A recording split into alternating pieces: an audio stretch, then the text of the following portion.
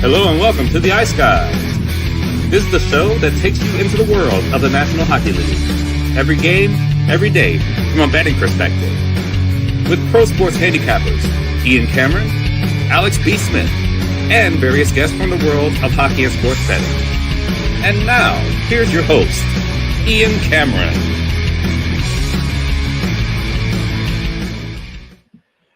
Welcome to the Ice Guys, Sunday, March the 9th. Ian Cameron with you a little later than usual on this Sunday at 12:30 p.m. Eastern start, and that's totally on me as to why we're starting a bit later. So I got home late from hanging with my crew that we always get together for a night where there's a UFC pay-per-view. As always, I don't get home till like 2:30 a.m., 3 a.m. It's a late night. I just went right to sleep. I didn't even think about putting the clocks ahead. Honestly, I'd forgotten that it was daylight savings time and didn't put the clocks ahead. So when I got up my usual time, I thought it was what it was when really it was 1 hour later. So that put me behind. You didn't want me starting this show when I hadn't fully fleshed out and handicapped the card. So as a result, we're starting a little later here, 30 minutes. But it is what it is. We're here now and we're ready to break down the Sunday card. Alex will be back tomorrow with us on the Monday show. Let's get into yesterday because it was, in some ways, a Saturday, bloody Saturday. It was not a really good day betting-wise for me, at least. Not great. We did win a couple, but boy, the good news is, as I said, we scaled back on the unit size yesterday coming out of the trade deadline, which helped minimize the damage, but certainly wasn't a great betting day by any stretch of the imagination. And one of the reasons why it wasn't a great betting day is because fucking the Philadelphia Flyers against Philip Grubauer, who's been terrible this year and gets his first start with the Kraken in a long time, can only muster one goal. Very, very disappointing.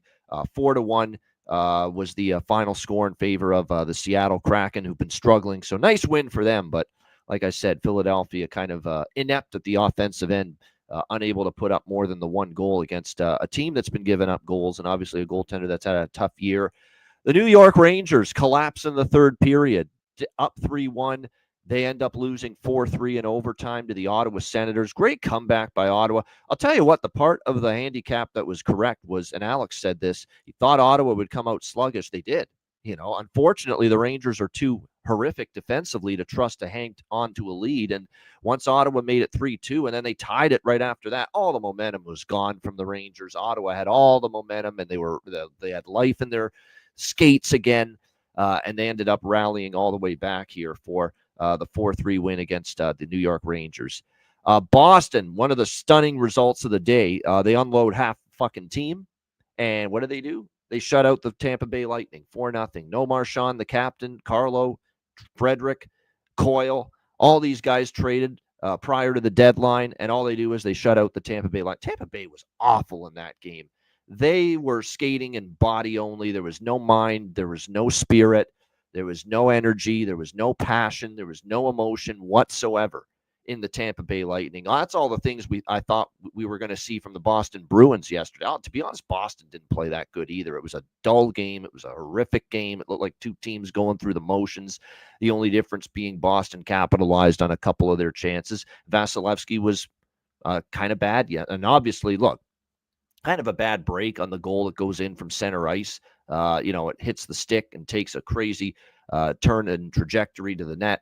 But still, it's just a rough look, unfortunately, for Vasilevsky to let that in. And like I said, it was a 4-0. Credit to Boston, though. I mean, the guys that were in the lineup, Cole Koepke had a really good game, might have been the best player on the ice. So a 4-0. Yeah, I feel bad for Kyle Hintley. And, man, he's the guy that had the 20,000 bet. Man alive. It's why I always stress money. Now, he's won a lot of big bets, too. So I don't think he's in the poorhouse, but still, at the same point in time, that's why we stress discipline. That's why we stress money management. That's why I'm always a quarter unit to 1 unit per game wager, or better, I should say. We, as much as we love a certain play, we never unload. It's just not wise to do that, in my opinion. But Boston gets the 4-0 win against Tampa Bay there, and another 4-0 final score. This one made a lot more sense. Florida shutting out the Buffalo Sabres 4-0. In that game. How about Vitek Vanacek getting a shutout in his first start?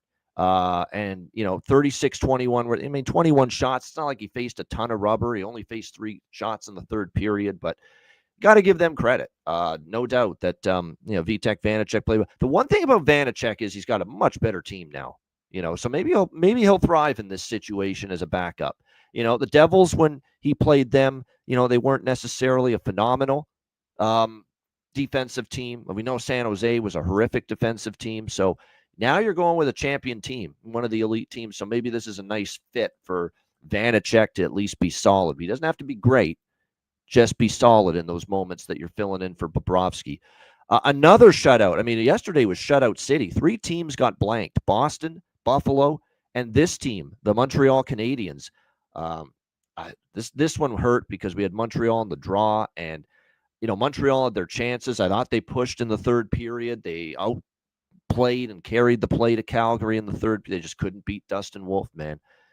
Dustin Wolf, terrific again, 26 save shutout. Joel Farabee with the only goal of the hockey game, 1-0 the final score there in favor of the Calgary Flames. So Montreal, 2 straight losses here in Alberta to snap their undefeated run following the Four Nations break. 7-4 Colorado. What a game this was between the Leafs and the Avs. Mitch Marner, a terrific game in a losing cause, but Big Val Nichushkin, tremendous game from him, the hat trick.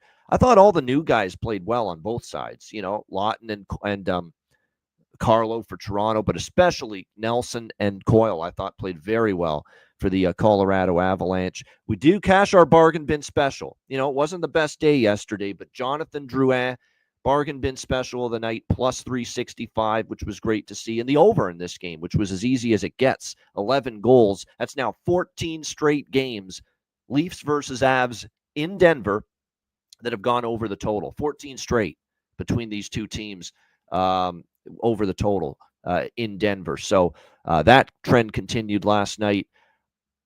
You know what's amazing about Toronto, too, and we've talked about this. They missed Chris Tanev. He once again didn't play last night. They're hoping he's back Monday in Utah. Their penalty kill has not been the same without him. Newsflash. You would expect that. He's maybe their best penalty killer outside of Marner. Absolutely terrific on the penalty kill.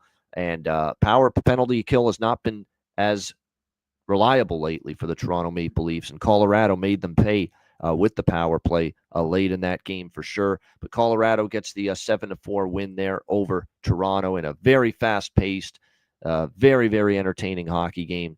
The LA Kings finally get a win over the St. Louis Blues.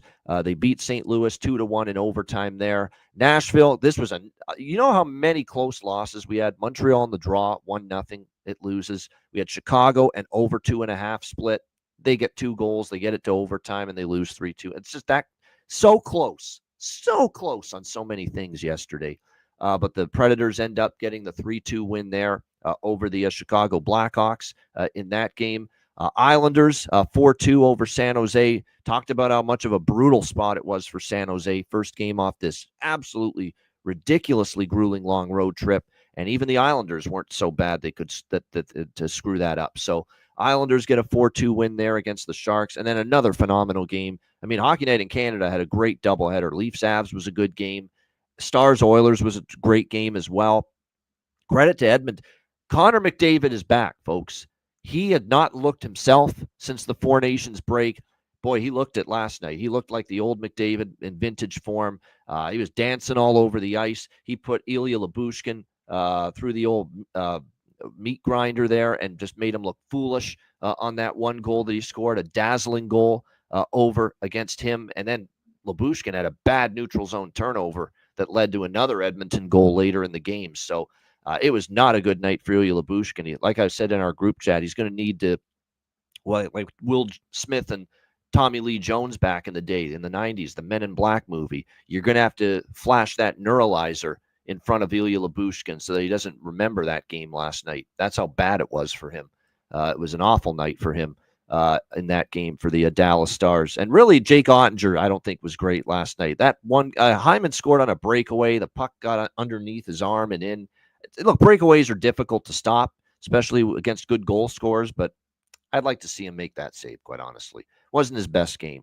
Dallas, though, that shows you how lethal this offense is. Mikko Rantanen gets his first goal with the Dallas Stars last night in the third period. They rally from 5-1 down to make it interesting, and boy, they had their chances and looks to tie it, but fall just short, and they end up losing 5-4. But what a great game. The good news is I had the over by Fecta in that game. The good news is I had Dallas team total over 3.5 in that game, but I used the money line with the Dallas Stars for best bet, and that falls short, 5-4. Frustrating. I should have went with the team total. But again, Dallas gets to 4 goals. That is now 12-2 for Dallas. 12-2 to the over for Dallas in their last 14 games, and that is now 12 of their last 14 games that Dallas has scored at least 4 goals as well. So the Dallas overs, the Dallas team total overs do continue to get there. No question about that. And by the way, I should have mentioned that on the show because I think I only mentioned Dallas for some reason on the show. I should have mentioned the over by Fecta because Dallas has been a first period. Edmonton continues to be a first period over team. Tremendous run for the Oilers still with the first period over as of right now. But we did bet it. If you were a Patreon member, you saw that it was on the betting card. So did cash with it. I'm just stupid brain fart. I didn't mention it on the show. Forgot to mention it on the show yesterday on Saturday that I like the over by Fecta there in that Dallas-Edmonton game. All right, enough of Saturday. It's time to turn the page. We got a big Sunday card. Let's get into it. This one starts at 1 p.m. Eastern time. We've got the New Jersey Devils taking on the Philadelphia Flyers. New Jersey minus 160 road favorites. The total in this one, 5.5 shaded to the under. So no chance in hell I'm taking New Jersey, period, right now. And there's even less of a snowball's chance in hell of me laying minus 160 on the road with them right now. So the automatic question is, do I trust Philadelphia enough to bet them in this game at this price? And if I don't, we pass the game. It's that simple. Ivan Fedotov is going to get the start. It's been a little bit of a rough few games for Ersson, and it's, I've stuck up for Ersson. I think he's a talented goalie. The last few games haven't been his best. And the last couple times that we have seen Fedotov, or the last time we saw him in a starting role against one of the better teams in the NHL, Winnipeg, was one of his best games I've ever seen him play. They got a 2-1 shootout win in Winnipeg against the Jets, and it was his best game. Now, this will be his first start since that game. Can he follow it up here in this one this afternoon and play that well once again for the Philadelphia Flyers in this game? I'm staying clear of this game. I think if you want anything in this game, maybe you look team total over 2.5. Jake Allen in net. Jake Allen's given up 3 goals in a lot of starts. I know someone in the chat mentioned that. Maybe I might dabble in that. The Flyers team total over 2.5. Although this is a team that's now been held to 1 goal in each of their last 2 games. The Devils, I thought the Devils would, without Jack Hughes in the lineup, and obviously that is such a big driving force in their offense. And obviously, too, Dougie Hamilton out for an extended period of time. I thought for sure it's like a wake-up call to, hey, we're not going to be as good offensively. Let's tighten up defensively. Let's play better hockey in our own zone. And I haven't seen that from New Jersey in these last 2 games. The 6 goals allowed to Winnipeg, and the game before that. They've given up 10 goals in the last two games combined. So, like I said, I think it's one of these deals where I'm not trusting this Devils team offensively right now, clearly, and I'm surprised they have not played better defensively, knowing, hey, maybe we got to win games in lower scoring fashion now with Jack Hughes and Dougie Hamilton out. So we'll have a very small, tiny bet maybe on Flyers team total over 2.5. Yeah, I'll get in small on that. That's about it. I don't want anything to do with this game other than that. It's too big of a price for me with New Jersey, and I don't fully trust Philadelphia either, to take them, even though they're a plus 140 dog in this one. All right, next up as we continue along here, this is the next afternoon game. This is Pittsburgh and Minnesota. This is a TNT game as well here in the Sunday afternoon, early afternoon portion of the schedule. We've got Minnesota minus 140 home favorites in this game. The total sitting at 6 across the board. Penguins and Wild. System play for me here, although with Minnesota, it's dicey. It's not like they've been lighting it up. We're talking about a team that's finally starting to show that, hey, they miss Joel Eriksson Ek and they miss Kirill Kaprizov right now. They lose 3-1 to the Vancouver Canucks. Back home, we'll see if they can bounce back from that 3-1 loss. Obviously, it's a system play because the Pittsburgh Penguins got shut out 4-0 by the Vegas Golden Knights on Friday night. So because of that, we do have the system play in effect here with the Penguins and the Wild. It is interesting to note that it's a 7-3 historical run to the over between these two teams in their last 10 head-to-head meetings. So we actually have seen more overs than unders between these two teams. And again, with Pittsburgh coming off the shutout loss, we'll go with that first period over 1.5, full game over 5.5. And the full game over actually is not at a bad price here, because of the fact that probably because Minnesota's involved, you're getting a bit of a better price, a decent price here with them. So those are probably going to be the ways that I look to back this one here. Is the over by Fecta. I am not going to bet Minnesota pregame, but I do lean in that direction. Certainly, I don't want anything to do with Pittsburgh. They've lost 4 in a row, and Minnesota has won 2 straight meetings versus the Pittsburgh Penguins. And it also is worth noting, I expect, even though this is in Minnesota, it's not in Pittsburgh, but still, I think the chance for Fleury to play the team he was drafted by, the team he started his NHL career, the team he had his most success with, the team he won Stanley Cups with early in his career. I think certainly we're going to see Marc-Andre Fleury have that opportunity to get the start here in this game for the Minnesota Wild in this one. So I like the over by Fecta. Yeah, the over 3.5, I'm going to bet it, Jonathan.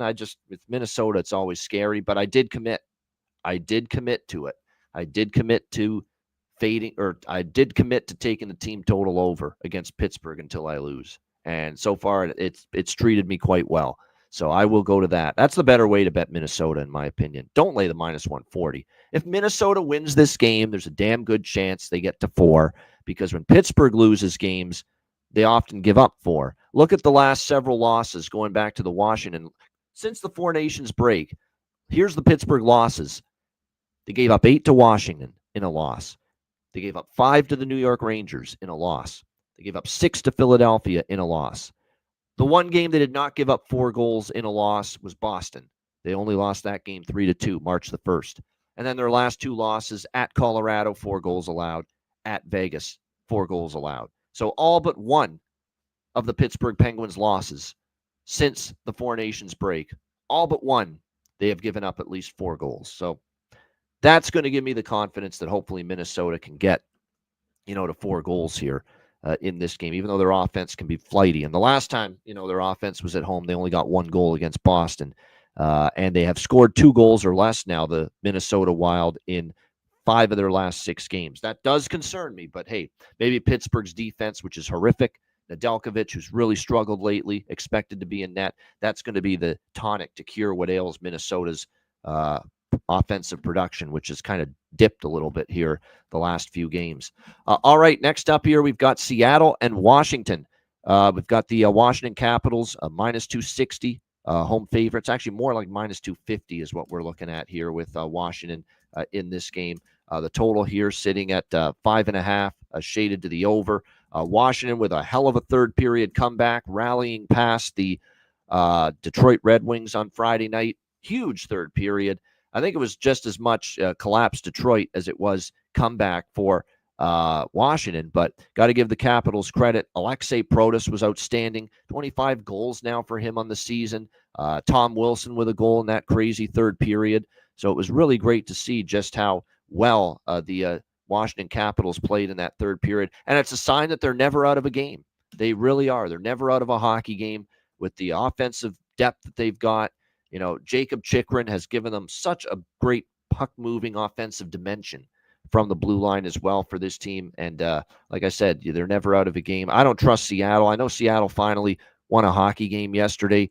They were 1-4 in 5 games before snapping the drought at Philadelphia with a 4-1 win over the Philadelphia Flyers. It's back-to-back for the Kraken. And they did save Joey Decord for this game. And Charlie Lindgren is expected to be in net here for Washington. This is an over by Fecta for me, quite honestly. I know Seattle, there was an under yesterday, but Philly was inept offensively. This team had gone 4 straight games to the over prior to the win against the Flyers yesterday. Look at this Washington team. You expect them to be able to score here in this one. Now, the one deterrent to all this over by Fektelov is 5 straight unders in the series between these two teams. That does concern me here, but I'm going to go with first period over, full game over here. The Washington first period overs, as Landon points out at home, have been very strong. So Kraken and Capitals over 1.5 first period, over 5.5 full game. I'm tempted. Seattle's team totals 2.5. I'm taking it. I'm taking Seattle's team total over 2.5. I'm with Lindgren in net, most likely, because put it this way, I'm going to wait to see if Lindgren's in net. I'm not taking that team total if it's Thompson, but if it is Lindgren, I will get involved with Kraken team total over 2.5. Not their money line. I don't want their money line, just their team total.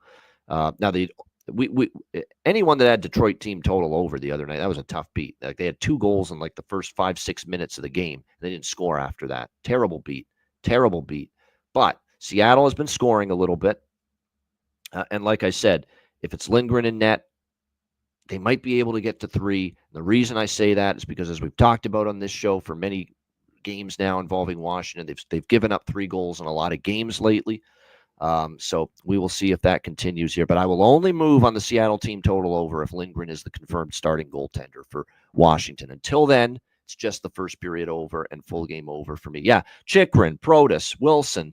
You go on down the list. There's so many good props to look at on the Washington side. There's no question. All of them, in my opinion. I'm going back to Shane Wright again. Stickler, I know, because he's kind of cooled off the last couple games, but still. Brandon Montour is someone to keep an eye on. Brandon Montour on the blue line for Seattle. 3 goals in the last 4 games for him. Why not take a shot? Firing the puck a lot more. It's going in for him. Like I said, from the blue line, Brandon Montour with 3 goals in the last 4 games here for Seattle. I'm also going to sprinkle on the I'm not even going to mention it anymore. Just assume I'm betting this with every Washington game, especially when they're a big favorite. But Alex Ovechkin, last goal, we are going to take that here in this game as well. Again, assuming Washington's going to be in a position to protect a third period lead here in this game against Seattle, which means there's going to be opportunity. And with the net empty, they're feeding number 8. And trying to get him one step closer to breaking the all-time NHL goal-scoring lead, currently being held by, of course, the great one, Wayne Gretzky. All right, we move along here. This next game's the last of the 4 matinee games on this Sunday. Winnipeg and Carolina. We've got Carolina -3 or 130, I should say, home favorites. The total in this game sitting at 5.5, shaded to the under between these two teams. Obviously, a lot of people just absolutely ripping apart Carolina for this trade deadline that obviously was not a good one for them. That being said, they're still firmly in a playoff spot. Let's see what this team's made of. A lot of people have lowered the casket and buried the ashes on this Carolina Hurricanes team as far as any sort of Stanley Cup contention is concerned. But let's see how this team looks now in the first few games coming out of the break. It looks like they are going to roll with Logan Stankoven, the big piece that they got from Dallas in the Mikko Rantanen trade. Looks like they're going to roll with him on the top line with Aho and Svechnikov as of right now. So that's definitely going to be something to keep an eye on. Hall, Kotkaniemi, Jackson, Blake, second line. Jordan Martinook, Jordan Staal, the captain. Seth Jarvis, third line. Eric Robinson, Tyson Jost, Jack Roslovic. That looks like, as of now, the lineup combos. But again, nothing set in stone. We'll know more when we see the game unfold here this afternoon. Winnipeg has gotten out of their funk, which is good to see. They had lost 3 in a row, but they've bounced back. In the first game of this road trip against the New York Islanders, they also lost that game, but they have bounced back since then, beating the Philadelphia Flyers and the New Jersey Devils in back-to-back games. We'll see how this one plays out. Yeah, I'm with you, Aaron. Right there with you. Lean under, and I like the draw here in this game. That's the way I would go about it. The draw I do like. I mean, you got Winnipeg in the West, Carolina in the East. Nobody's stepping on each other's toes in this game as far as, okay, you get a point. I couldn't give 2 shits. You're in the other conference. It doesn't affect me one damn bit. So from that standpoint, tie game late in the third period, teams are going to be a little cautious because get the point secured is what you're looking for. So, yeah, I think the draw could be in play here with the Jets and the Hurricanes. Carolina did have an overtime game on a Sunday. I might add, a Sunday home game last Sunday against the Calgary Flames, a 2-1 home win in overtime for the Carolina Hurricanes. So I do like the draw here. I lean Jets, but the one mistake I made with Boston, Tampa in particular, and Dallas, Edmonton even, is that, you assume one thing about a team that, hey, they're just going to take off, and it doesn't always work out. Here, I assume, Carolina's just in a world of hurt, and they're not that bad, and maybe with all the rhetoric and the narrative of the last 2 days, maybe you get an inspired Carolina team. They've heard all the noise the last 2 days that, Rantanen didn't want to be here. And you're what a mess of a trade deadline. You didn't really improve the team. Maybe that gets in Carolina's mind a little bit, and it inspires them to a great effort today. So that's the one thing that's keeping me from taking Winnipeg here. The schedule, too, is a good point, Rich. 100% as far as the travel. They've had a lot of road games this week, maybe starting to add up a bit. So that's why I stayed off taking. I could only take the Jets. I will jump on the Jets live if they're down 1-0 or if they're down 2. If they're trailing at any point and this price gets better than the plus 110, plus 115 that we're seeing pregame. If Carolina gets a lead, I will be interested in Winnipeg at that point, because at that point we'll get them at plus 200 or better. And at that price, I'd be interested. And as we've seen, Winnipeg's got the offense this year to come back and win games. So a rest advantage for Carolina too. Yes. So no pregame bet on Winnipeg. Lean Winnipeg. Look for a live bet if they're trailing. And I'm on the draw pregame. And I lean to the under here. 5.5. I do think probably a chance it's a low scoring game. It was 2-1 for Carolina at home against Calgary last week. It was a very plodding game. Late Sunday afternoon, the same time slot. Winnipeg's been defending very well. Hellebuck expected to be in net. I think it's going to be Freddie Anderson for Carolina, but it's not confirmed. But definitely could think this is a bit of a low-scoring affair. I think the series history as well, if I'm not mistaken, has been pretty strong as far as unders are concerned between these two teams. Let me see here. It's funny. The Carolina games, we've had some overs. The games in Carolina, the games in Winnipeg have been trending under, but I still think it's an under spot or nothing for me. All right, next up as we continue along here, the rest of the games are at night. We've got the Columbus Blue Jackets taking on the New York Rangers. Rangers here in this one about minus 130, minus 135 home favorites in this game. The total sitting at 6.5, shaded to the under. This is another draw that I like. Lean Jackets don't love their road form. That's starting to bother me now that Columbus is having issues again on the road. And we've talked about it all year. They've been awesome at Nationwide Arena, but away from Columbus, it's not been the same success at a consistent rate for this Columbus Blue Jackets team. But I'm not laying a price on a back-to-back with the Rangers. That much I do know. But they're off back-to-back overtime games, overtime losses to the Washington Capitals and the Ottawa Senators. But like I said, I think definitely this is a spot to look toward the draw. I think it's very much live here in this game with the Jackets and the Rangers. 2 of the last 5 meetings have gone past a regulation between these two teams. Probably we'll see Jonathan Quick in net back-to-back for the Rangers. We've got Shesterkin yesterday. So it'll probably be Elvis Merzlikins who's going to get the nod in between the pipes here for the New York Rangers. And when you look at Jonathan Quick, he's obviously had a bit of a resurgence here with the New York Rangers, and he's coming off a shutout in his last game against the Nashville Predators. Now, Nashville's obviously had their issues, but it shows you this guy can still play. He got 3 goals allowed to Columbus when he the last time they played Columbus.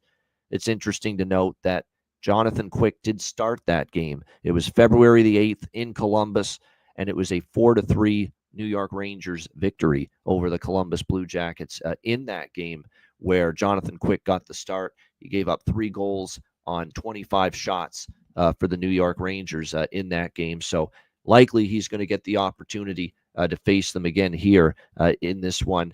So he played well against Nashville, but we do have to factor in that he gave up 3 goals to the Columbus Blue Jackets in a game that also went over the total between these two teams.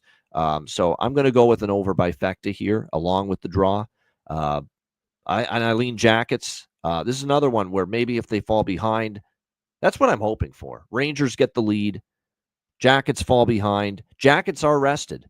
Jackets have struggled on this road trip, obviously, but you did play Florida, you did play Tampa Bay. Rangers aren't quite Florida. Rangers aren't quite Tampa Bay right now, are they?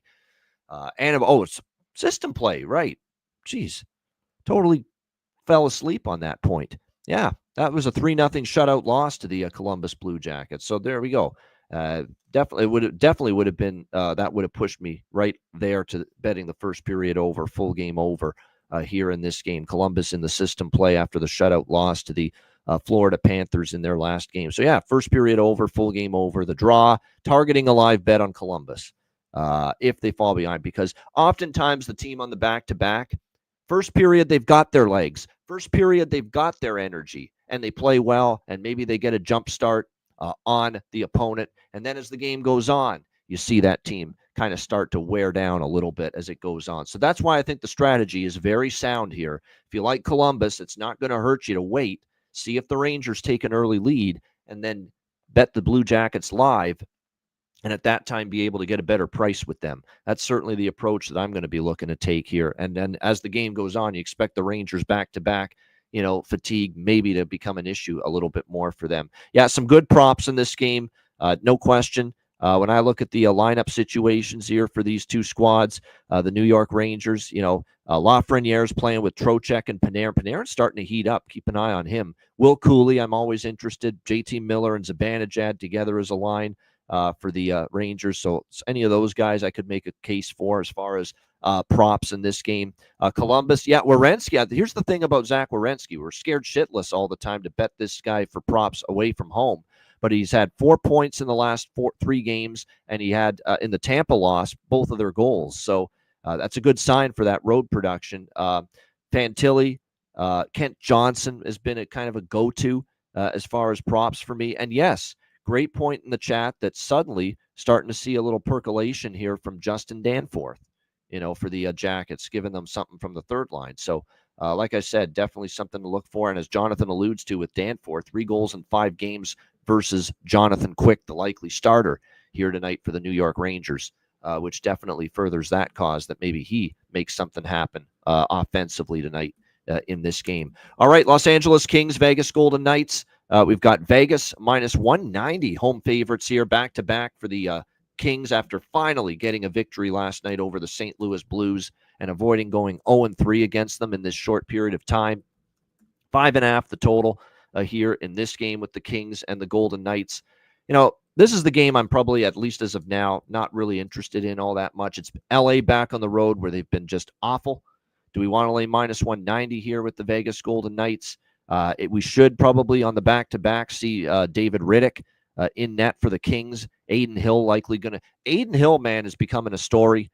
It's time to really start to pay attention to what this guy is doing right now in net for the Columbus, or not the Columbus, got Columbus on the brain still. Vegas Golden Knights, what Aiden Hill's been able to do. 1 goal allowed in a win against New Jersey, 1 goal allowed in a win against Vancouver, shutout against New Jersey, 2 goals allowed in a win against Toronto. This has been a look and a glimpse into what Aiden Hill was playing like in the run to the Stanley Cup a few years ago. He is playing at that level, well, more so at least at that level right now for the Vegas Golden Knights. And that is something that's not going to make it any easier, obviously, for the opponent right now. One thing to point out with Vegas, a lot of the players, like Dorofeyev, starting to heat up again for them, which is good to see. We know he's obviously very capable at the offensive end of the ice for them. He's been starting to get things going again. Tanner Pearson's been a great fit right now for the Vegas Golden Knights up on that top line predominantly. So there's a couple good value players there as far as goal props tonight. And like I said, Pearson getting the bump up the lineup for Vegas as well with Eichel and Stone. Brandon Saad's chipped in. Hurdle is starting to get things going a little bit for the Vegas Golden Knights. And even on the Friday game against Pittsburgh, close shave Barbashev, not been the same goal-scoring production this season from Ivan Barbashev, but I'm telling you what, that was big to see him get a goal the other night, and I wouldn't talk anyone out of maybe looking at a goal prop for him going into this game as well. Streaky player, might be able to start finding some rhythm here in this game. LA Vegas. I think this is something we've mentioned about this series in the past.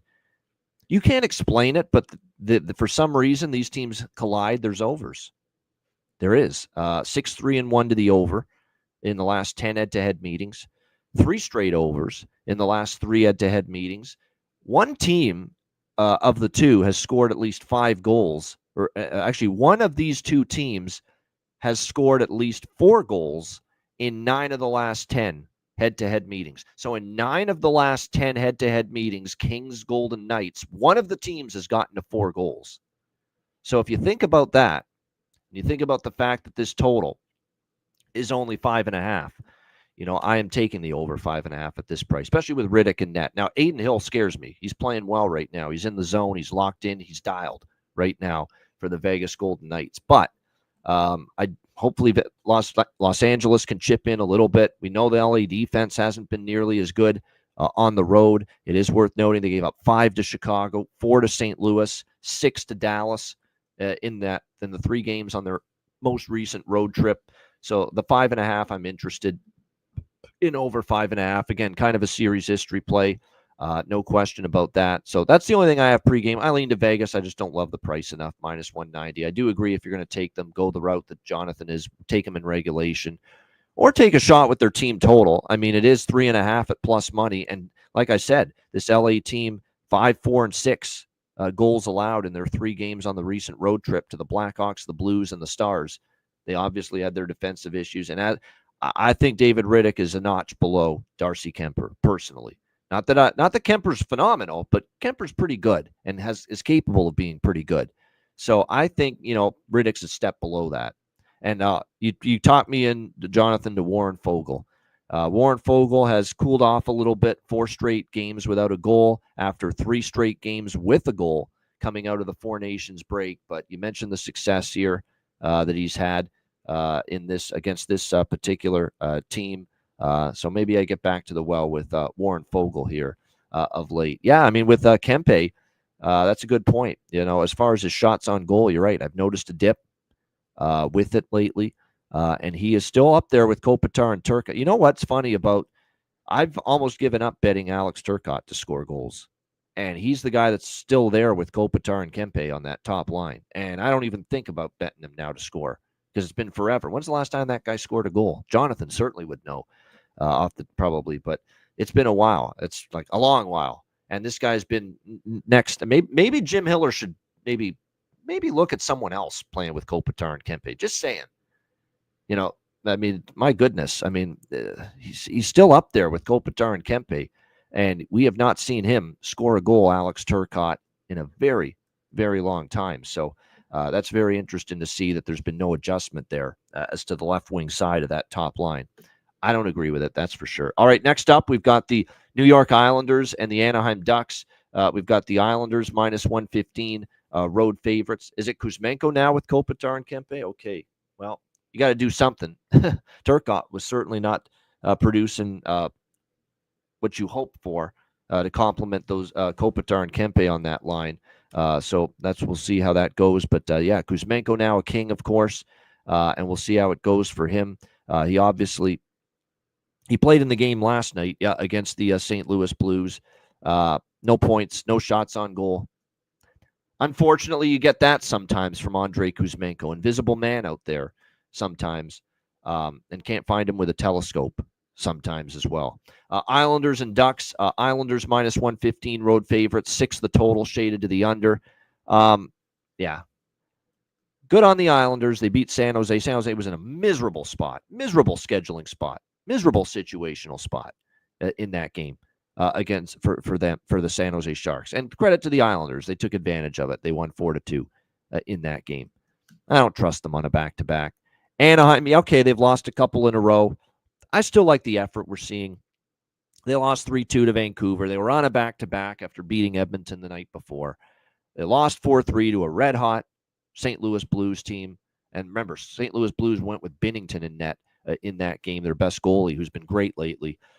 And, of course, they also had they've been playing some competitive hockey for a while.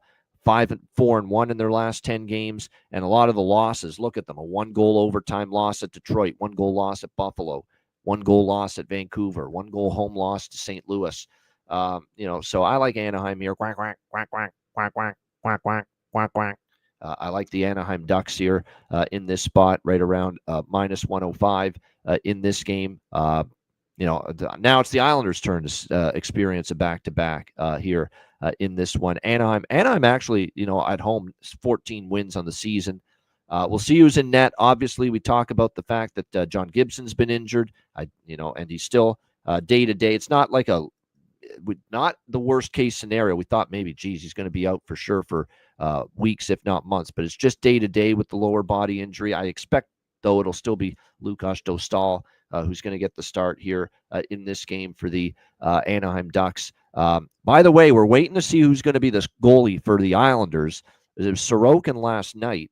We're going to have to see because obviously Varlamov's still on IR. Marcus Hogberg got activated from the injured reserve list, and I think he might be the guy that starts here for the New York Islanders. I don't think they're going to put Skarek in because Skarek did not look NHL ready the last time we saw him.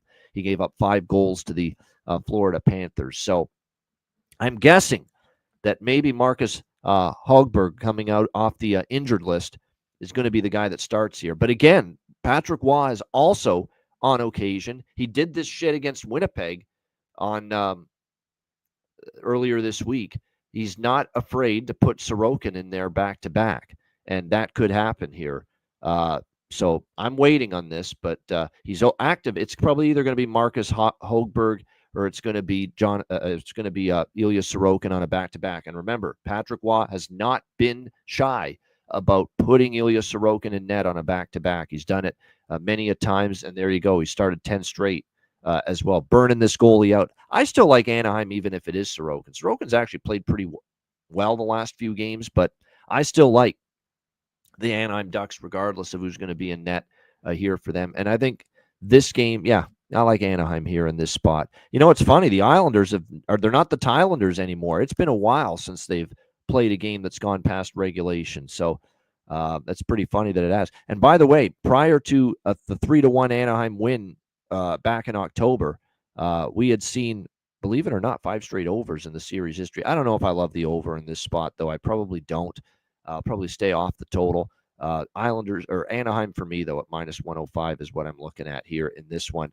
Kooky, lend me Lacombe. Jackson Lacombe scored in the last game for the Anaheim Ducks.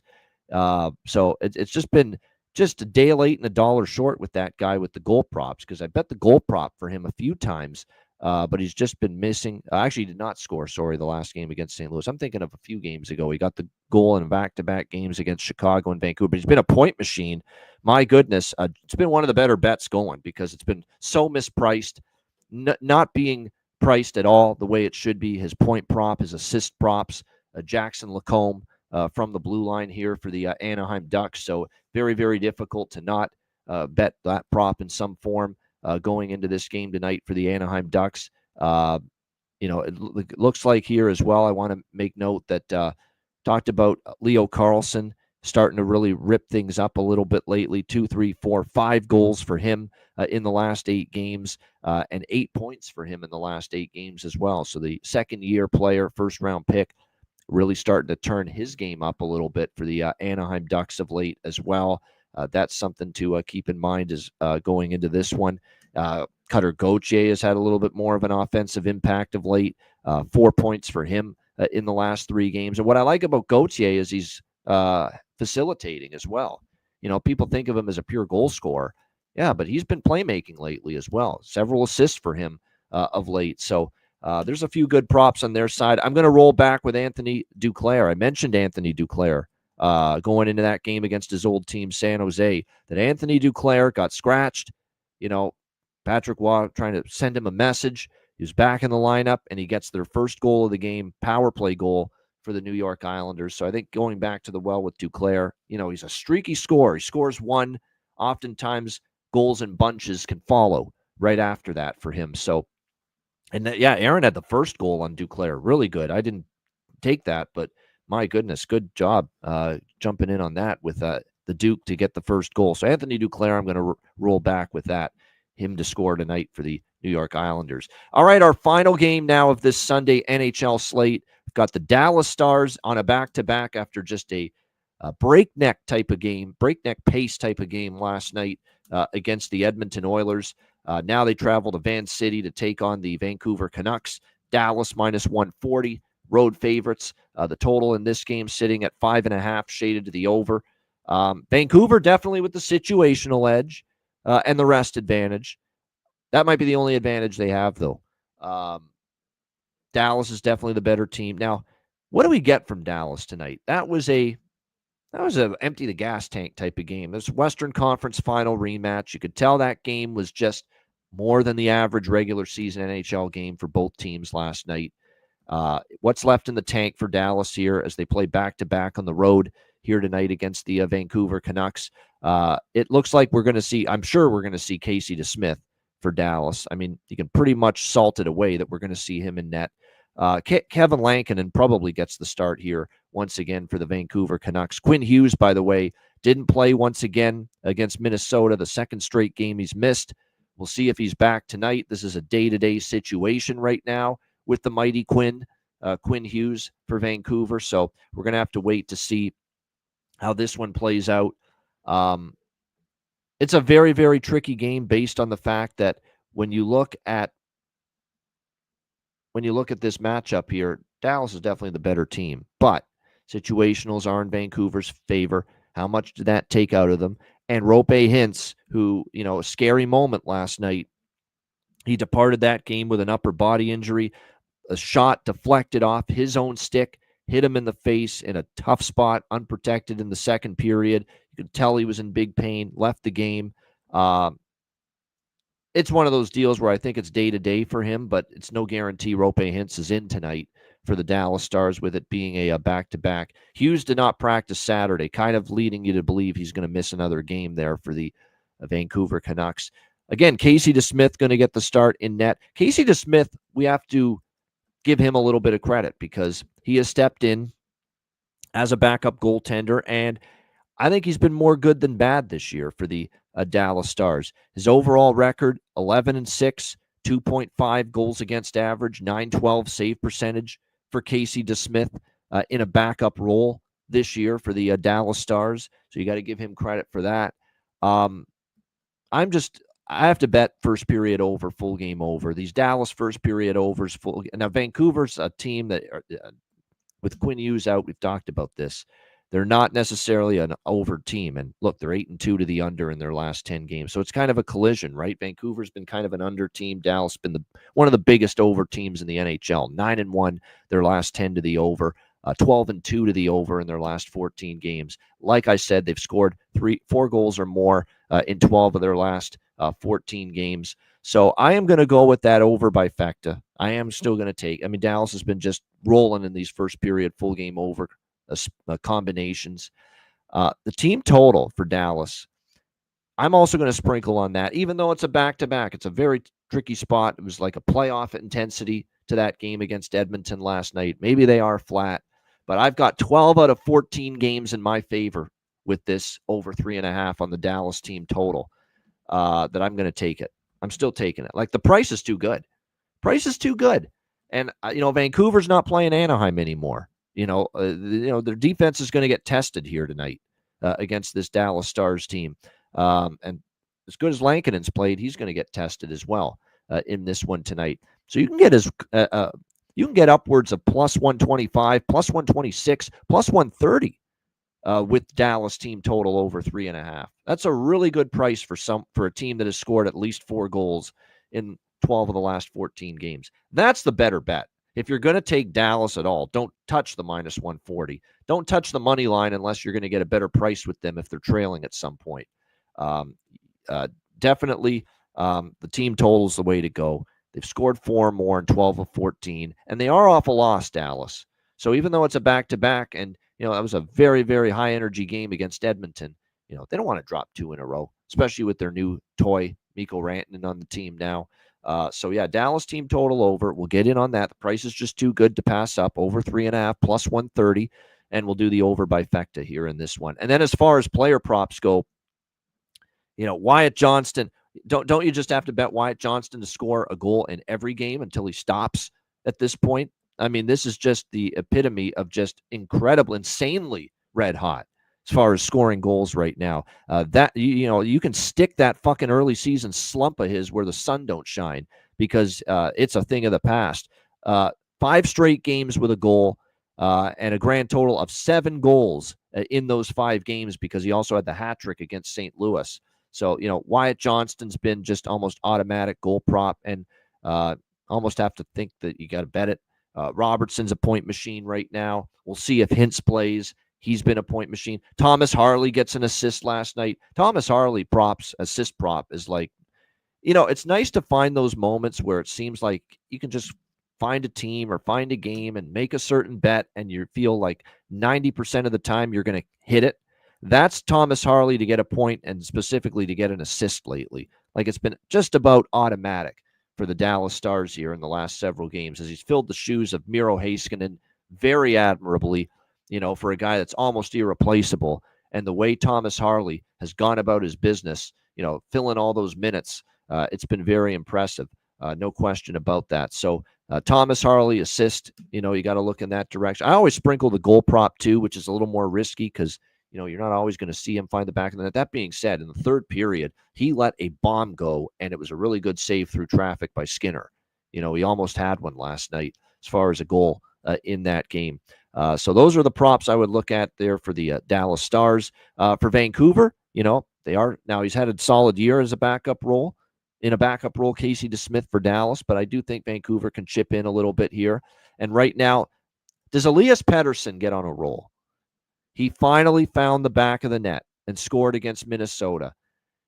If you buy into that being weight off his shoulders and all of a sudden a lot of pressure lifted, then there's extreme value for him to score a goal right now, which you can get still plus 275 right now, as high as that price for Pettersson here to find the back of the net for this Vancouver Canucks team.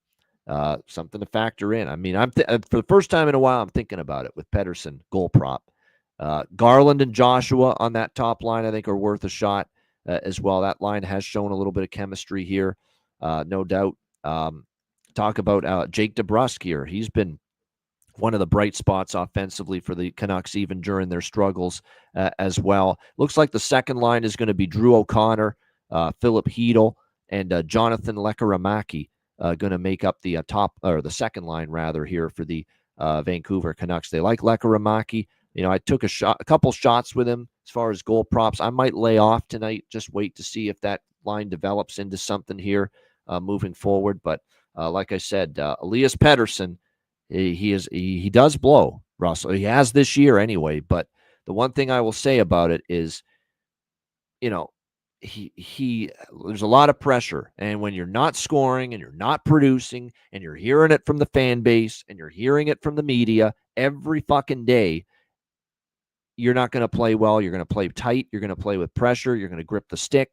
And all I'm saying about Elias Pettersson is, and I don't know if that's going to wake him up and get him going, scoring against Minnesota the other night, but he did finally score, and he did finally find the back of the net. And maybe that's a piano off the back, a monkey off the back for him. And he plays loose. He plays with more confidence. And maybe now the goals start to flow a little bit. I'm not saying they will. It is Elias Pettersson. This is just a philosophy and a strategy of mine that I have used previously with players that have been struggling, that when they finally get that goal to snap the drought, sometimes, you can get a little bit of a run going. So something to keep in mind for sure.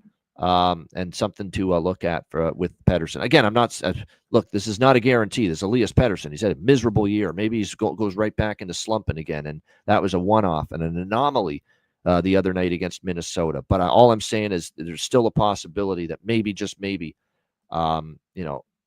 he uses that goal that he scored against Minnesota as fuel and positive momentum moving forward. Yes, 1-0 New Jersey. They just scored against Philadelphia. First goal of that game in the first period. Shout out to everyone in the chat. Hit the like button. We appreciate it very much. And appreciate you joining us here on a Sunday. A reminder, patreon.com/Ice Guys, just $10 per month. Make sure you sign up. Goalie charts, totals charts, daily betting cards, sides, totals, player props posted each and every day on the Patreon page as well. And of course, we've got our next Patreon live betcast, Patreon exclusive live betcast coming your way on Tuesday, March 25th. So make sure you join us for that. Certainly looking forward to that betcast. There you see it, Tuesday, March 25th.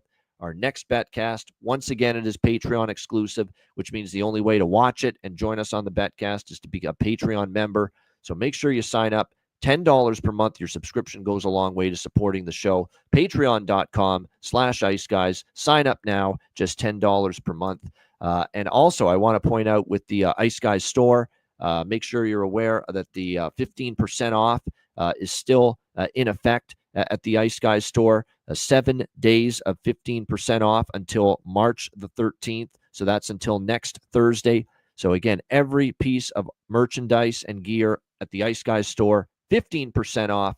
Make sure you check it out, iceguys.myspreadshop.com. All right, bargain bin special of the night and best bets coming up in just a moment, right after we hear from our great Ice Guys sponsors.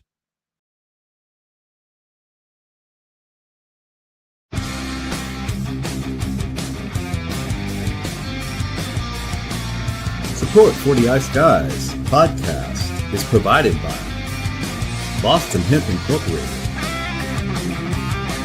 Tailgater Social, and a big thank you to all that subscribe to the Ice Guys Patreon page.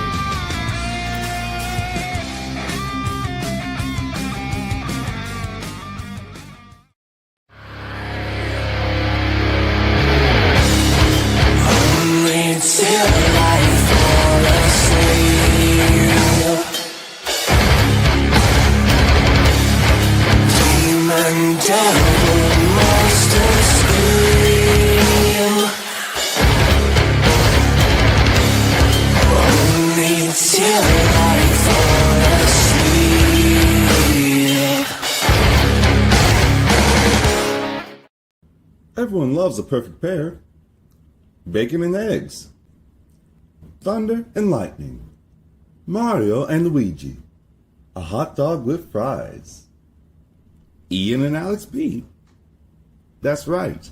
Everyone loves a perfect pair. So why not pair up your game nights with Boston Hemp? From exotic flower to concentrates and edible products. You'd be hard-pressed to find a better pairing than Boston Hemp and hockey. Check them out today at bostonhempinc.com. That's bostonhempinc.com. Boston Hemp Incorporated, the official smoke sponsor of the Ice Guys. Void where prohibited by law. Not available outside of the United States. Must be 21 or over to obtain products. Check your local regulations to see if Boston Hemp is available in your area. Shout out to all our great sponsors, including Boston Hemp Inc. Get 20% off all orders on the website using the promo code IceGuys at bostonhempinc.com. All right, bargain bin special of the night for this one. And obviously, pretty good card to actually choose from here as far as bargain bin special for this big Sunday slate. Let me see what I'm going to go with here. See what the price is on him. Yeah, let's rock with Anthony Duclair, New York Islanders, plus 350. I like it. It's a streaky bastard. It's crazy how many times he goes 10, 12 games without scoring. Then he finally scores, and then it's like he bangs out like 7 or 8 goals in 9 or 10 games. That's been the pattern of Anthony Duclair in his NHL career, whether it's been with the, wherever he's been, of course, San Jose, Tampa Bay, most recently. Now here with the New York Islanders, and the price is pretty good, plus 350. Even though I like Anaheim in the game, I like Anthony Duclair, New York Islanders here, plus 350 for my bargain bin special of the night for this Sunday NHL card. All right, best bet for this Sunday NHL card. Let's see what we're going to go with here. Let's go to. I'm going to see here. Let's actually roll with the. Let's go LA Vegas over 5.5, minus 120. It's just a series history play. 3 straight overs in the series. more overs than unders as far as the last 10 meetings.